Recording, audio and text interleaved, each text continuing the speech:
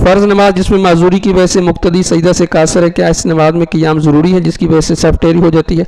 पहली बात तो यह है कि जो बंदा सजदे पर कादर ना हो उसके लिए क़ियाम लाजिम नहीं है, वो बैठ के नमाज़ पढ़े, अल्लाह ताला ने उसको रुख्सत दी है।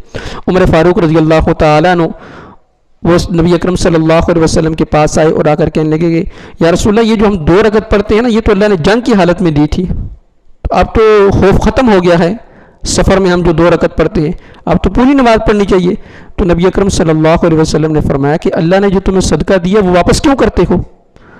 तो इसी तरह जब अल्लाह ने रुख्सत दी है तो अपने ऊपर मुशक्क़त क्यों करते हैं? जब बंदा सजदे पर रुकू पर कादर नहीं है तो उसे खड़े होने की कोई ज़रूरत नहीं, उस पर क़ियाम साक़त हो जाता है, वो बैठ के नमाज़ पढ़े। बाकी रह गया ये मसला कि अब वो कुर्सी कहाँ रखे, जब वो बैठेगा तो सफ़ वाला मसला ऑटोमेटिक हल हो जाएगा। बाकी रह गई ये बात कि बाद लोग कुर्सी रखते हैं सफ़ के किनारे पर, वो दरमियान में खड़े होते हैं।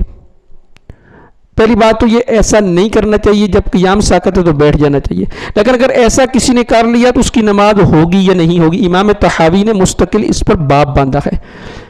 इमाम तहावी फरमाते हैं कि अगर कोई बंदा चलते चलते सफ़ से पीछे जब आता है या सफ़ के आगे चलता है, जब 2 सफ़ों के दरमियान में पहुंचता है तो वो बंदा अकेला होता है। अकेला होने की वजह से उसकी नमाज बातिल नहीं होती। जब अकेला होने की वजह से नमाज बातिल नहीं होती तो इसी तरह अगर कोई शख्स अकेला पीछे खड़े होकर नमाज जमात के साथ पढ़ भी ले तो उसकी नमाज भी बातिल नहीं होती, बशर्ते कि सफ़ों का इत्तिसाल बाकी रहे। आगे अगर मुक्तदी नमाज कुर्सी पर बैठ कर पढ़े तो सफ़ का हुस्न बरकरार रहता है।